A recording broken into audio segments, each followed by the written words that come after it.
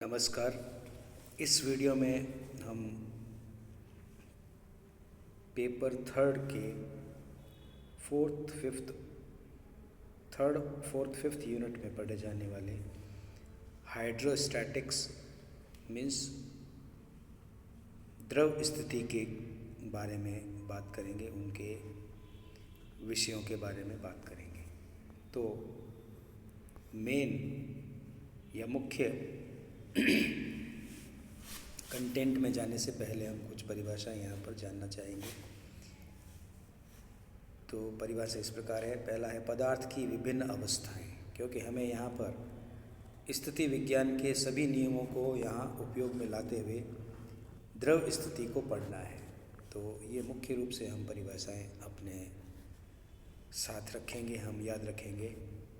पदार्थ की विभिन्न अवस्थाएं, पदार्थ किन किन अवस्थाओं में पाया जाता है हम जानते हैं कि, और छोटी क्लासों में हमने पढ़ा है कि पदार्थ दो अवस्थाओं में पाया जाता है, ठोस एवं तरल।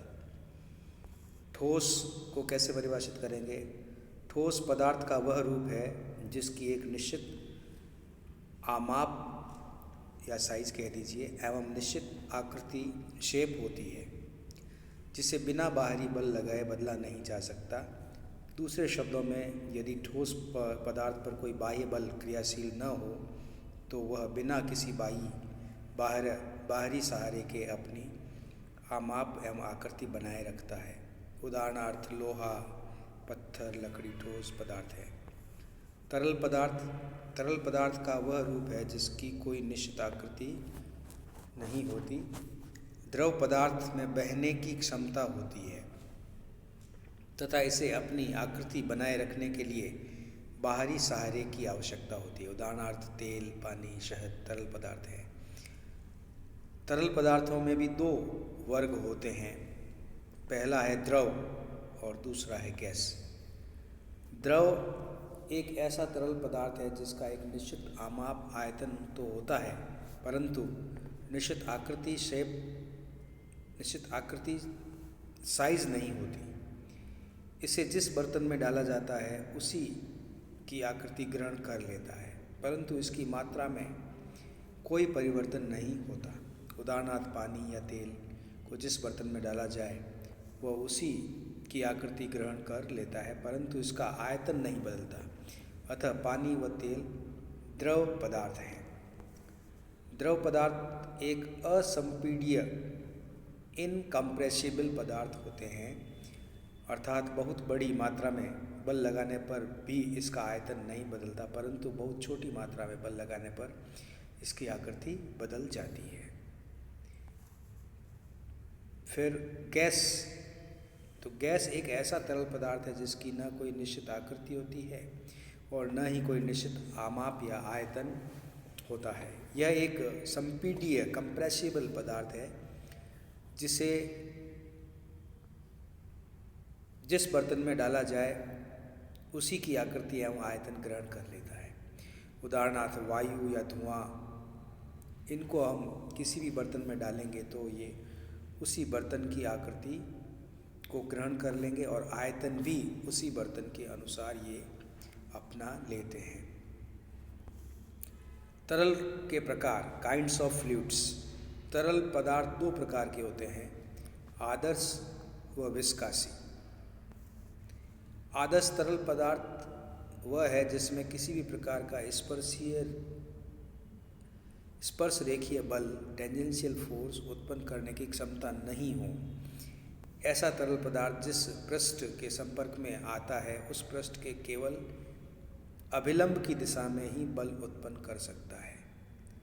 प्रकृति में वास्तव में कोई भी तरल पदार्थ पूर्णतया आदर्श तरल नहीं है, अर्थात कोई भी तरल पदार्थ ऐसा नहीं है जो स्पर्श रेखीय बल उत्पन्न करे या करने की क्षमता रखता हो।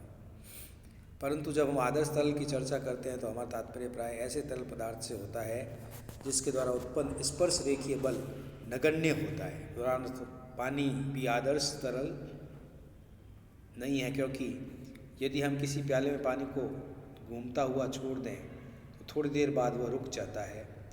यदि पानी में स्पर्श रेखीय बल उत्पन्न करने की क्षमता नहीं होती तो वह प्याले में घूमता ही रहता एवं कभी नहीं रुकता।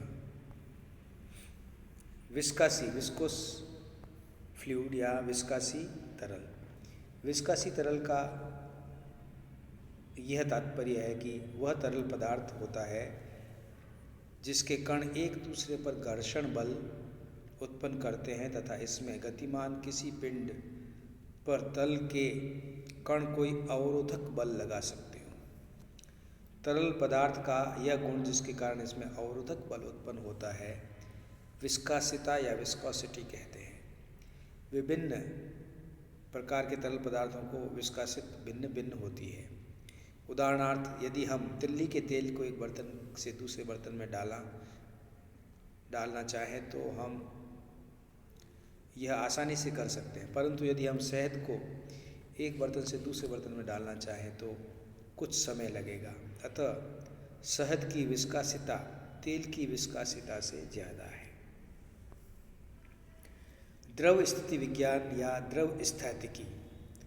द्रव स्थिति विज्ञान या द्रव स्थितिकी गणित शास्त्र की वह शाखा है जिसके अंतर्गत विरामावस्था में किसी तरल में तरल दाब के बंटन और निमज्जित पिंडों पर लग रहे बलों का अध्ययन किया जाता है।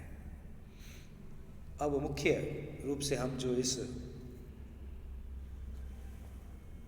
अध्याय में पढ़ेंगे वो है फ्लूइड प्रेशर या तरल दाब। एक क्षैतिज आधार एवं ऊर्ध्वाधर भुजाएं वाला बर्तन लेकर उसमें तरल पदार्थ भरिए।